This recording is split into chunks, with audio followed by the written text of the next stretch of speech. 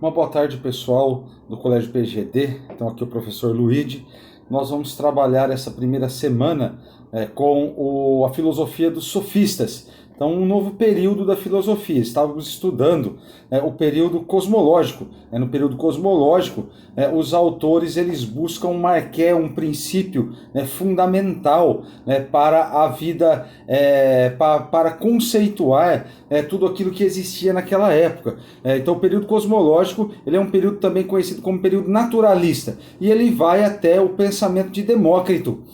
Depois do pensamento de Demócrito, nós temos o pensamento dos sofistas. Os sofistas estão, como falei antes, no período antropológico. E o período antropológico não quer dizer que no período antropológico os autores deixam de refletir sobre o cosmos, não. Eles refletem também sobre o cosmos, depois Platão vai refletir sobre o cosmos, Aristóteles também. Contudo, os sofistas têm um foco diferente. O foco do pensamento dos sofistas é a questão do conhecimento. A ideia geral é como nós conhecemos a realidade, como se dá o conhecimento, então é um foco tanto epistemológico como o foco das questões humanas, as questões éticas e as questões políticas. É sempre bom lembrar que os sofistas eram adversários de Sócrates.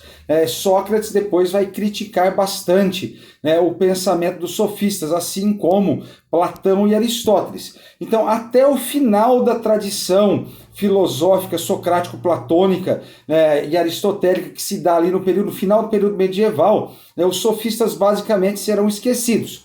Os sofistas eles só são resgatados novamente no período do Renascimento, onde a filosofia sofística volta com bastante força. Vamos colocar aqui algumas características fundamentais da filosofia dos sofistas. Sofistas eram professores itinerantes, então eles iam nas diferentes localidades da Grécia Antiga ensinar as artes da linguagem. Nós sabemos que a Grécia, principalmente Atenas, era uma democracia. Na democracia nós temos a participação do cidadão, o exercício então da cidadania. Este exercício se dava principalmente na formulação das normas, das leis, dos valores e nos debates e discussões que aconteciam na Ágora, que era a praça pública, onde os diferentes pensadores e a população em geral ia lá para debater, discutir, propor e definir normas, leis e também para votar questões políticas da cidade. Então os sofistas formavam pessoas para esse tipo de debate, para esse tipo de discussão, ensinando as artes da retórica e da oratória. A retórica é a arte de convencer uma pessoa. Eu ensino a pessoa através do diálogo, do discurso, do debate, da linguagem, a convencer a outra pessoa. E a oratória é a arte de falar bem, pronunciar bem a linguagem para que o outro realmente se sinta convencido. Mas por que tudo isso é importante? Pessoal, os sofistas participam ativamente deste processo democrático na Grécia Antiga, ensinando as pessoas as artes da retórica e da oratória. Eles estão ajudando a formar, são protagonistas na sistematização do sistema democrático, além de serem protagonistas também em um sistema de ensino, na elaboração de um currículo de ensino que era bastante importante para a época. Os sofistas acabam marcando um período de transição na Grécia Antiga, a transição do mundo rural para o mundo urbano. E as exigências do mundo urbano, elas são exigências diferentes. No mundo urbano há necessidade de consenso, na polis há necessidade de consenso. E essa formação que os sofistas davam para os cidadãos, obviamente que eles podiam pagar pelo trabalho dos sofistas, por isso às vezes eles eram muito criticados na época, mas essa formação ela era muito importante, pois era através dessa formação que as pessoas poderiam participar ativamente da vida pública e fazer valer então as suas diferentes opiniões. Nós destacamos, e o nosso texto aí do Poliedro destaca dois grandes sofistas, Protágoras e Górgias. Protágoras desenvolvendo uma tendência subjetivista, né, e Górgias desenvolvendo uma tendência cética. O subjetivismo de Protágoras se manifesta principalmente, né, na sua afirmação: o homem é a medida de todas as coisas. Protágoras não está dizendo que somente o homem decide, o que eu decidi acabou e assim por diante. Não é isso.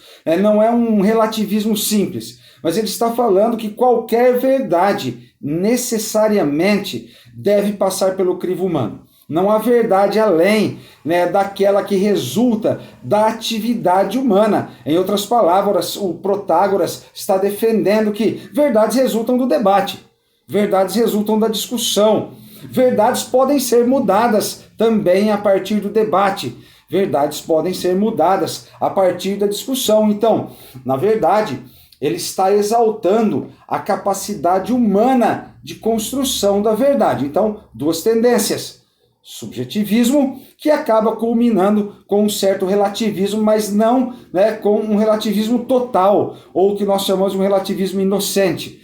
Mas é um relativismo que se dá através da possibilidade de novas formulações sobre a verdade. Segundo o autor, o Górgias, famoso pela frase "nada existe". Se existisse, não poderia ser conhecido, e se fosse conhecido, não poderia ser transmitido.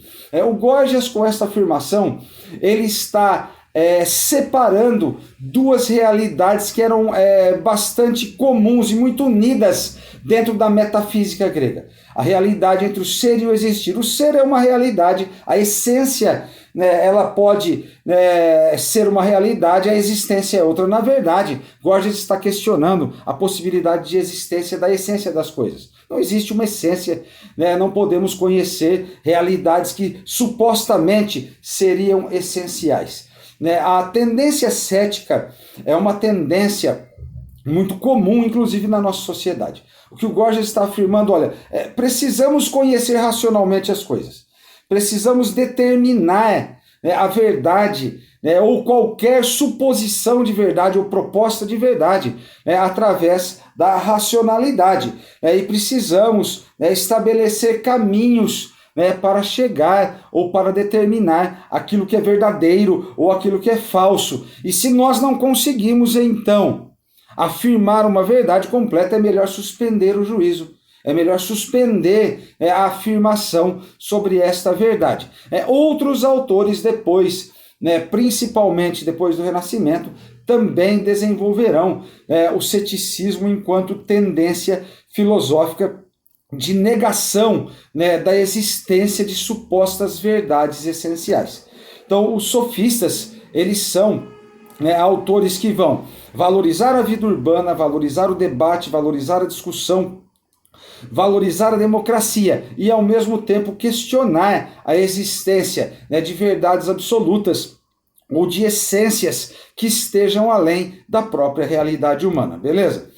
Vou deixar aí algumas atividades para vocês fazerem, alguns sites para vocês pesquisarem, questões para vocês responderem. Espero conto com a colaboração de todos. E também você pode pegar a sua apostila. Na sua apostila tem um bom texto lá sobre a filosofia dos sofistas. Valeu? Semana que vem estaremos de volta. Obrigadão.